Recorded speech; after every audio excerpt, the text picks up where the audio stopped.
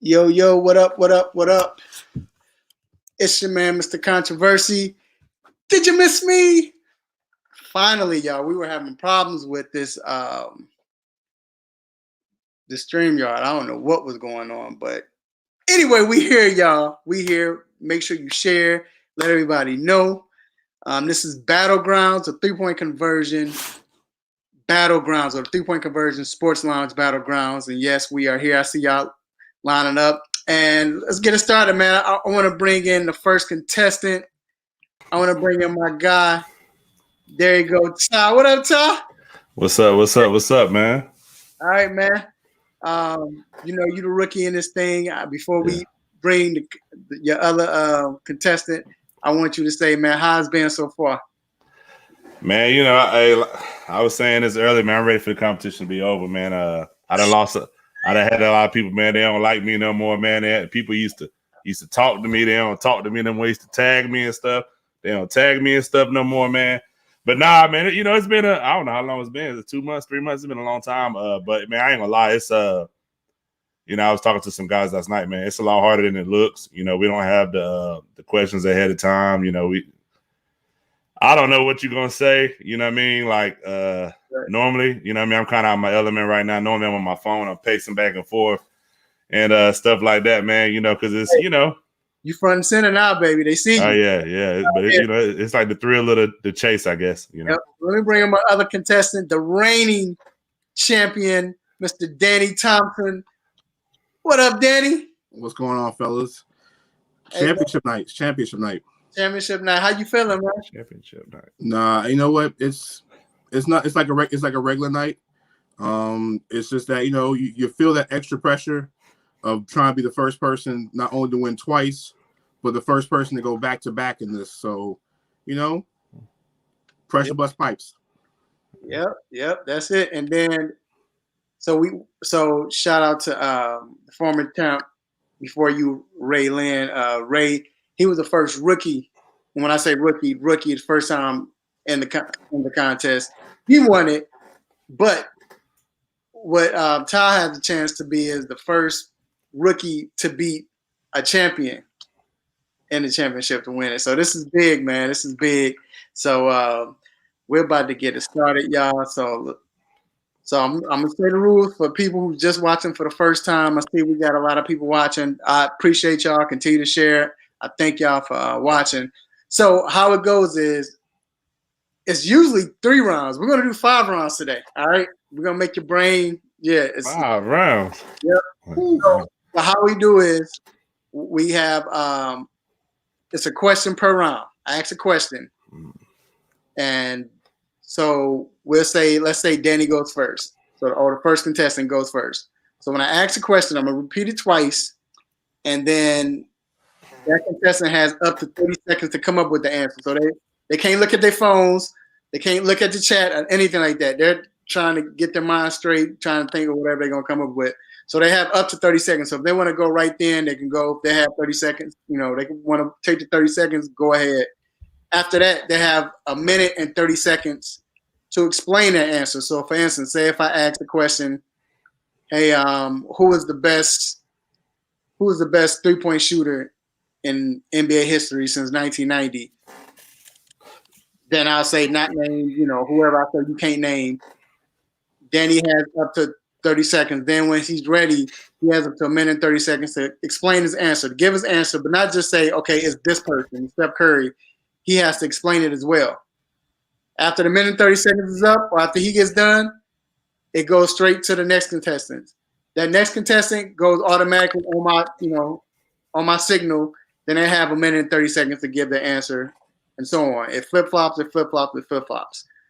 I need you to vote on the answer on the person with the best, I guess, or each round, person with the best round, but not just the answer. They say Steph Curry. Listen to the explanation because it might sway you. They might have a reason. They might have a point. So just be patient, but listen to them. And then after it's all over, I want your votes. You can vote on the comments. I'm playing on a radio show on Saturday, the 3-Point Conversion Sports Lounge, which is this Saturday morning at 10 a.m. Eastern.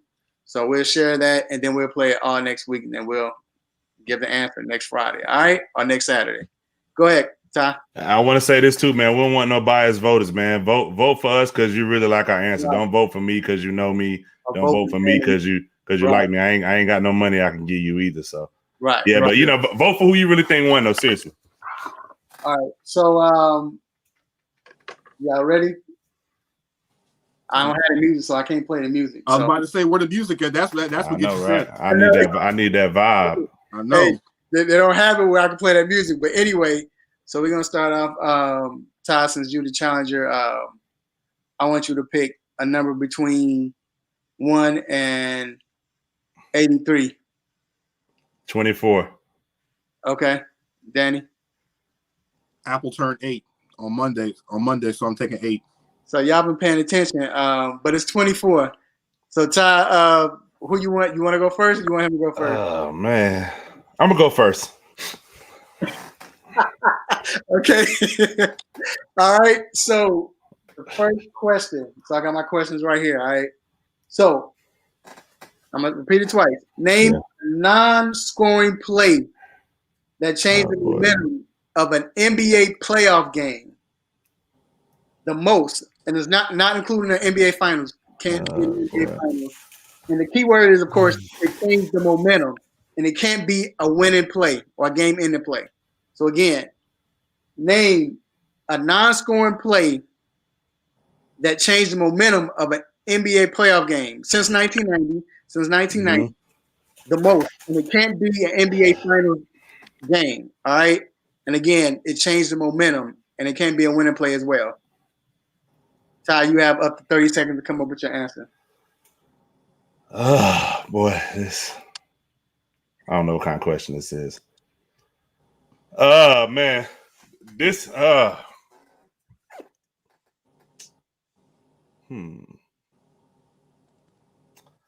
guess I'm ready, man. You ready? All right, let's go now. I wouldn't necessarily say this is a play, but the one thing I remember is when Phoenix Suns was playing the San Antonio Spurs, and I want to say Amari Stoudemire got teched up. It was towards the end of the game. It was a pretty good game. I thought they were about to beat, but because D'Antoni couldn't control some of his players, a lot of crazy things happened. It was a lot that happened, and they got teched up, and it caused the Suns to lose that game, which the Spurs end up going to the NBA Finals. And to me, if that doesn't happen, I really believe that the Phoenix Suns had a great chance of beating the San Antonio Spurs that year. That's it? All right. Yeah, I mean, that's it. All right. Danny, it's on you. Let's go now, buddy. When you look at the playoffs in the 2000s, one team that everybody talks about is the Detroit Pistons, but there's one play that comes in to mind that pretty much solidified not only the Pistons' title run, but also the career of Tayshaun Prince. And that was in the Eastern Conference playoffs when Tayshaun Prince blocked Reggie Miller from behind to save the Pistons in that Eastern Conference. I think it was Eastern Conference semifinals, Eastern Conference finals, where he blocked Reggie Miller from behind. Not only did that just solidify everything Detroit had done, it put Tayshaun Prince on the Olympic team. That play itself was the ultimate chase down block. It led the Pistons to another championship that year. And like I said, it was a solidifying moment of that working Piston mentality of the early part of the 2000s. So I'm taking Tayshaun Prince's block over Reggie Miller. All right. That's round one. Round two. Danny, you up first. Ty, you follow.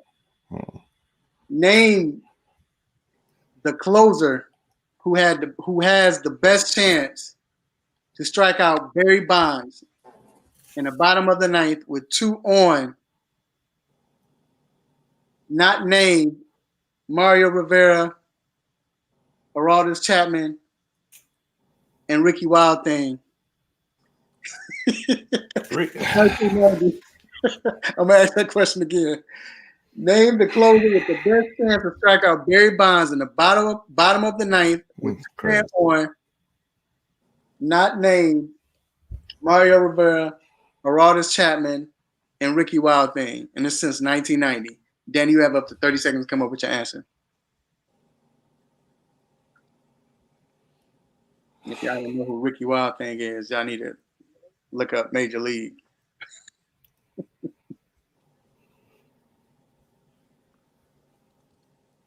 And if y'all want to participate next year, let me know. Text me, comment on here.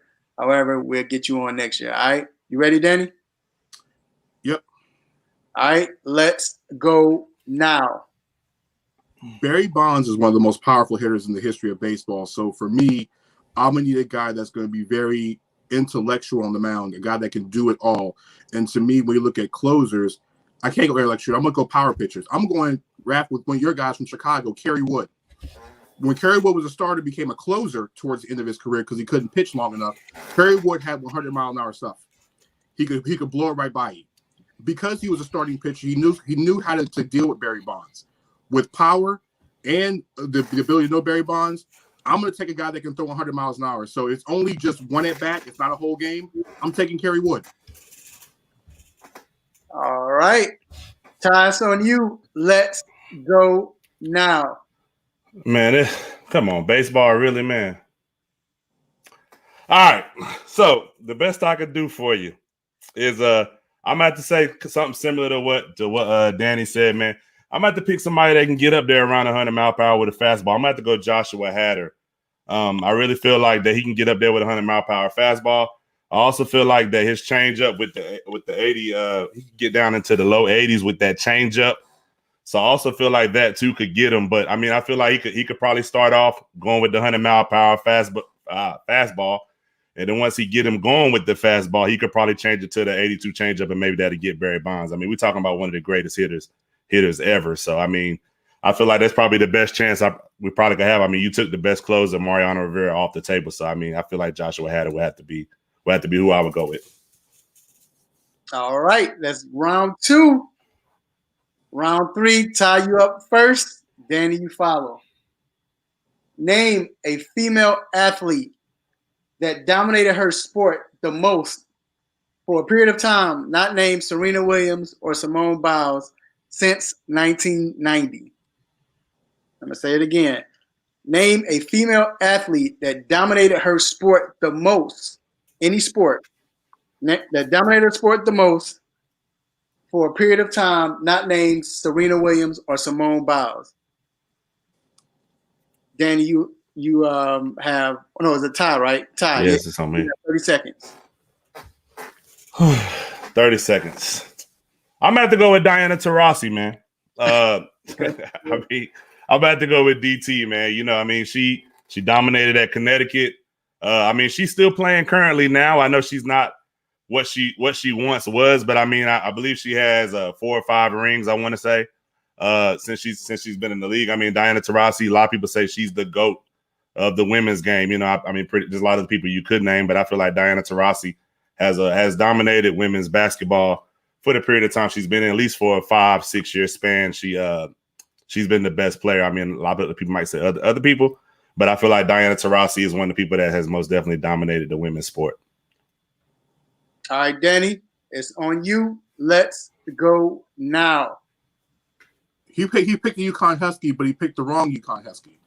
The most dominant outside of Simone Biles and Serena Williams has been Breanna Stewart of the Seattle Storm. Breanna never lost a game in college. So she won 4 national championships with 4 players of the year, 4 national player of the years, and 4 Wade trophies in college basketball. She came back from an Achilles injury, an injury that nobody comes back from. On top of that, she won the EuroLeague MVP last year, plus the WNBA MVP championship last year, even though she didn't win the MVP. She's also a current MVP of the WNBA, a previous MVP award. She's the most dominant player in women's basketball right now. No offense to A'ja Wilson, but when you went in college, you overcome an Achilles injury that only, Raphael, as we remember the NBA, only 2 players have ever come back from the All-Star game. One of them appeared, and you you might be better than you was before you got hurt. I'm taking Breanna Stewart because Seattle's probably going to another championship, and they're defending WNBA champions because of Breanna Stewart. All right. That was round 3. Round 4, y'all. It's close. Round 4. Danny, you up first. Ty, you up second. All right. Name come up with the best defensive trio in the NFL since 1990. And the trio has to include a player from the line, a player from the linebacker spot, and a player from the secondary. From the San Francisco 49ers. So name a trio from the San Francisco 49ers, one player from the defensive line, one player from the secondary, and one player from the linebacker spot since 1990, not named Deion Sanders. So I'll say it again, all right? Come up with the best defensive trio from the San Francisco 49ers since 1990, which includes a player from the D-line, a player from the linebacker position, and a player from the secondary, not named Deion Sanders. Danny, you have up to 30 seconds.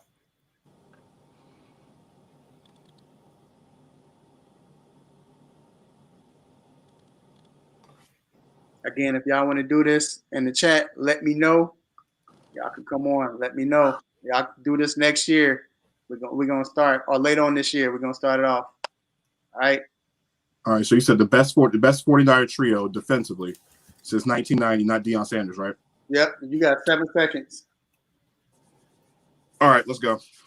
All right. Let's go now. All right. So we're gonna start in secondary. And I know it might have been the end part of his career, but you can't leave him out for anything he does. That's Ronnie Lott. We'll start with him at the secondary position. He did play in the early part of the 90s, so he does count as part of a safety. But one of the hardest hitting safeties in the history of the NFL, makes plays all across the field, hits like a linebacker defensive end, and moves like a defensive back. So he's going to be my secondary member. Linebacker, I'm taking Patrick Willis. Listen, I know he's had injuries throughout his career, but Patrick Willis is pretty much everywhere. Tackling side to side, moving left to right, nothing Patrick Willis couldn't do. He was strong. He was strong as a defensive lineman, also had defensive back speed. So I'm taking Patrick Willis as my linebacker. Now on the defensive line, I'm going with a guy that's on the new school side of things. Give me Nick Bosa. Yes, take away everything that you thought you think about him off the field. But on the field, a 100% monster. Can get to the pass rusher, can get to the quarterback, has outstanding speed, great technique, great form. So let me take Nick Bosa on the line, Patrick Willis, and Ronnie Lott. Those are my 3. All right. And again, y'all, I didn't say this before, and I'm kind of proud of this, but Danny didn't do it either, so it's good. They couldn't have played on the same team, of course, right? Y'all know that. They couldn't play on the same team together. Mm-hmm. So, all right, Ty, it's on you. Let's go now. All right. That was going to be my first question. All right, I got one of my favorite safeties, man, to ever play with us in the 90s is Merton Hanks. That's my guy, man. He's a real skinny guy, man, but he's a hard hitter. Love the man. He's one of my favorite 49er players ever. Also, I'm gonna go with a guy that's currently on the team now, just kind of like Danny did, Fred Warner. One of the best middle linebacker in the game right now. I feel like he's the best middle linebacker in the game right now, man. He's a great linebacker. He could do everything. He can rush the passer. I mean, he could play the run. He could also defend against the pass.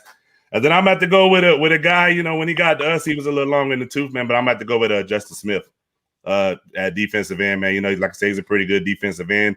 He wasn't as great with us, but I know earlier in his career I forgot where he was before he was with us, but before he got there, he was a very good defensive end. You took my freaking defensive end that I was going to use, Danny. Thank you very much. But like I said, I have to go Justin Smith, Merton Hanks, and Fred Warner. All right. It's round 5. This might decide it right here, y'all. This might decide it right here. All right. So Ty, you up first. Danny, you up second. Name an NBA coach from 1990 or from the 90s or the early 2000s that never won a championship, but will have the best chance to take today's Portland Trail Blazers and make them a contender. I'm gonna ask that question again. Mm-hmm. Name an NBA coach from the 90s, between the 90s and the 2000s, between the 90s and 2004, that never won a championship, but will have the best chance to take today's Portland Trail Blazers team and make them a contender. Ty, you have 30 seconds. Got 30 seconds. You said from 1990 to what? 2004. 2004. Okay. All right. So You ready? Yeah, I'm ready. Let's, because I have some time. Let's go now. As much as I really don't like this coach, I feel like this coach will bring some toughness to their team. I'm gonna have to go Jeff Van Gundy, man. I know he, I know he didn't win a championship with the Knicks, but I mean, I gotta look at those Knicks teams. Those Knicks teams weren't very talented outside of Patrick Ewing, in my opinion. But I have to go Jeff Van Gundy. I feel like he would just bring a toughness to that team that they really don't have outside of Dame. I feel like Dame is tough, but their bigs are always hurt, and I feel like that's what's really been hurting them. I feel like he could get them over the top, over the hump. He would bring some much needed toughness in that Western Conference, because that Western Conference is very, very tough. So I would have to go Jeff Van Gundy. All right, Danny, it's on you. Let's go now. I think, to me, the best coach I can think of in this type of scenario with the Blazers roster would be Rick Adelman. Actually, we're going to stay in the family, go back and go old school Rick Adelman. Listen, Rick Adelman's coached all different types of teams. He's coached guys like Clyde Drexler. He's coached teams that had power forwards, teams that had guards, teams. You can go back to his Sacramento days. He had teams that had balance on both sides of the floor. He did preach defense. Remember, he got Chris Ward to play defense. Okay, that's kind of hard enough. He focused in Rasheed Wallace, kind of the same way he could probably focus in Yusef Nurkic. He's had very, very good guards that he allowed to be themselves. Look at Mike Bibby. Look at Clyde Drexler. Look at even going back into the early part of the bag he's had with different players. Terry Porter. He knows how to use role players. And even though Clyde Drexler's a Hall of Famer, what Rick Adelman can do with Damian Lillard and C.J. McCollum, he's never had guys like that in either round, in either spectrum. So if I'm gonna take a head coach that didn't win a championship from that era, I'm gonna go old school with a guy that's familiar with the Portland fan base. I'm taking Rick Adelman because he gets Dame to the finals easy. All right, y'all. I need your votes. And once again, I'm gonna play this. I'm probably gonna play it on the radio on the show, the 3-Point Conversion Sports Lounge, this Saturday morning at 10 a.m. It's gonna be on Facebook, YouTube, and all. Also, we're gonna play it. I'm gonna just share it. Today's Wednesday, so I'm gonna share it all tomorrow, tomorrow and Friday, and so on until maybe, since we did it today, Wednesday, maybe till about Wednesday, I'll share it next Wednesday, and then Saturday I'll announce the winner. And the winner gets $100 and prize, and then you get a segment. Come on the show, get your own segment, and you can give us whatever you want to talk about, and we'll have you on the segment, and we'll talk about that segment. All right, man. First time, man. This is your first one, bro. How you think you did? Man, I wanted to say Larry Brown on that last question, but I could not freaking remember when the Pistons won the championship. I don't know if it was 04 or if it was 05. It was 04. It was 04. Okay, so I was good then. I came real close to saying Larry Brown. But nah, man. You know what I mean, Danny, man. What can I say, man? You know, Danny's somebody, man, that I've looked up to since I've been doing this. So you know what I mean. In the beginning, I will say this. I can say it now that it's happened. But in the beginning, man, coming into the competition, I just wanted to not go out in the first round, not get embarrassed, and do say what some justice. And then once I started winning, man, I said, I want Ray J and I want Danny. I want either one of them. But eventually, it played out the way it was. You know what I mean? But Danny's a great competitor. You got both of them. Go ahead. Yeah, I got both of them. So. Beat one. Go ahead, Danny. What you got? Ty's a great. I was anticipating this all week when I found out I was getting Ty, because when you come into Battlegrounds and you're brand new at this, and the thing is, if he does win this round, Raph, he'll be 3 people that won Battlegrounds already. Right. He beat Damian, former champion. He beat Ray, and then he would have beat me in 3 consecutive rounds. So that's a feat upon itself for someone that he said his first time doing it. But the 5-round format's a little bit different. It felt like a UFC fight. But no, I feel good after all this, and like I said, I give Ty a lot of credit, man, because people don't understand this thing is hard. Like when you're it's one thing on the phone, but it's even harder in person, because when you look at Raphael throwing those questions out there, you're like, what kind of question are you throwing out here? But Remember, they don't know what I'm going to ask or what they don't know the not subject, but the sport. They don't know anything. We don't give them. That's if you know sports, you know sports. You don't need to look up stuff or need to know what's going on or anything like that. But that's what we do. So look, real quick. So the question I asked about Larry Bird, I'm going to throw this in. I'm going to show. This is what Tyson's. I mean, not Larry Bird, but coaching. He said Larry Bird, which was a great answer. Yeah, I forgot about Larry Bird and Isaiah Thomas. They did coach for a little bit. Yeah. Here another one. I thought Jerry Sloan. I was going to my original answer. I changed it at the last minute. I thought Jerry Sloan. Right. I'm real bad for going with the first answer that pops in my head, and I that's the only thing I can see. Like first thing popped up was Larry Brown. I'm like, man, did they win in 04 or 05? I'm not sure. I don't want to get disqualified. So I said, well, Jeff Van Gundy. You know what I mean? But okay, so this is when I was talking about the female athlete. Mm-hmm. So of course Trey, he agreed. He said he was saying Danny Thompson. Listen to this. I like this. Steffi Graf. I don't even know who that is. That was a good one. I don't know who that is. You don't know who that is either, Danny? I know who Steffi Graf is. Oh, I don't know who Steffi Graf, 90s tennis. That's okay. I mean, I'm not a big. I was, you know what? And I was shocked that somebody didn't say, God, I can't think of her name now. Monica Seles? Fighter. Oh, yeah, Manny Nunez. No, not her. Talking about the one that went to wrestling? Not Rousey. UFC, Rousey. No, Nunez destroyed. No, because Cyborg destroyed Ronda instead of the wrestling. But I'm saying Rousey had it for a minute though. Remember? Yeah, she did. She was like dominating her sport for the. I thought about saying Marion. Was it Marion Jones? Oh yeah, Marion. I thought about saying Marion Jones too. Marion Jones, Jackie Joyner Kersey. Yeah. Then also to let y'all know.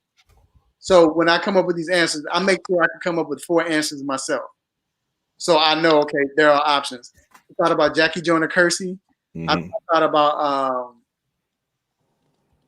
we were about to get married. Hold on. We were about to get married. We didn't get married, but Layla Ali. But I thought about Layla Ali. That was, she did run boxing for a minute. I ain't gonna lie. The only first person that came to mind was Kayla Ledecky, but I was worried that nobody would know who Kayla Ledecky is. Though. Right. I know who she is. Right. That's how you got to play it. As far as the football question, those are some great answers. I like the Merton Hanks. I like how y'all thought about that. I was thinking of people like I didn't know if anybody was gonna pick Justin Smith, but when I realized somebody in the chat was like, "This Ty's team," I figured like he probably gonna choose Justin Smith. Well, man, he took the best freaking choices, but the best choice, man. I couldn't. We haven't always had a great defensive line, man. So I mean, we've had one of recent, but I know Alden Smith played linebacker. Was Haley in the 90s with you guys? No, he was. You had. But I picked Merton Hanks, so.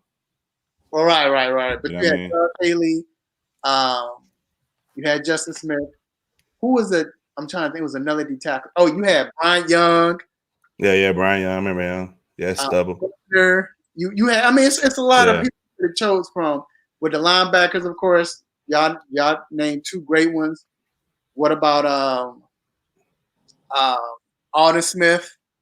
Of course, Navarro Bowman, Romanowski, Ken Norton. See, that's what I was thinking, Ken Norton, but I had already went a lot in the second. I forgot about Merton Hanks, to be honest. Right. So, like I said, Eric Davis. So yeah, it was some great ones, man. Which question was the hardest?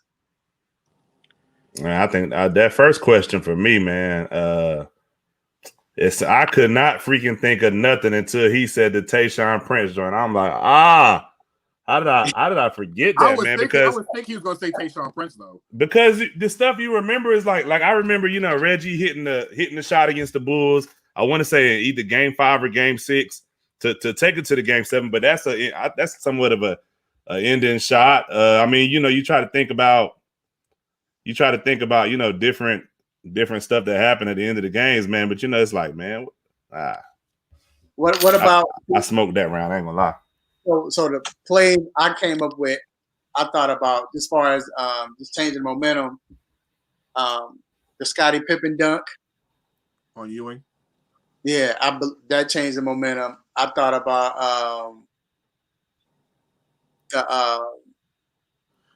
I thought about the Chris Webber dunk on Charles Barkley. But that changed the momentum of the game. Yeah, because Barkley ended up scoring 50. It made Barkley score 50. Right, but again, because it was that particular game. But yeah, because the question was, it was the momentum for that entire game, momentum for the entire series. The game. Yeah, see that the Webber dunk wouldn't have counted, wouldn't have mattered then. The Draymond Green kicking nuts. We can say it on here when he kicked him in the nuts. But just the stuff that changed the momentum of the game, whatever. But and then I challenge anybody that think this is easy, man, to come do it when they do it later on this year, man. I ain't gonna lie, because people, I'm just saying, it's real easy to sit behind the computer and say, "Oh, he should have said this," or "They should have said that." Yeah, but when it's 30 seconds and you got, man, you know how much information I'm trying to process up here. The little bit I got. Mm-hmm. Yep. Oh, here go a good one. Charles McCray said nobody said Cynthia Cooper. But see, you said dominated for a long period of time. Yeah, what is it, 2-3 years? 3-4 years from now? No, she played more than 3 years, right? But I said she dominated only like 3 years. She was older. But she dominated them 5 years. That's why I said for a period of time. So did she dominate when Cheryl Swoops won 3 Defensive Player of the Years at the same time?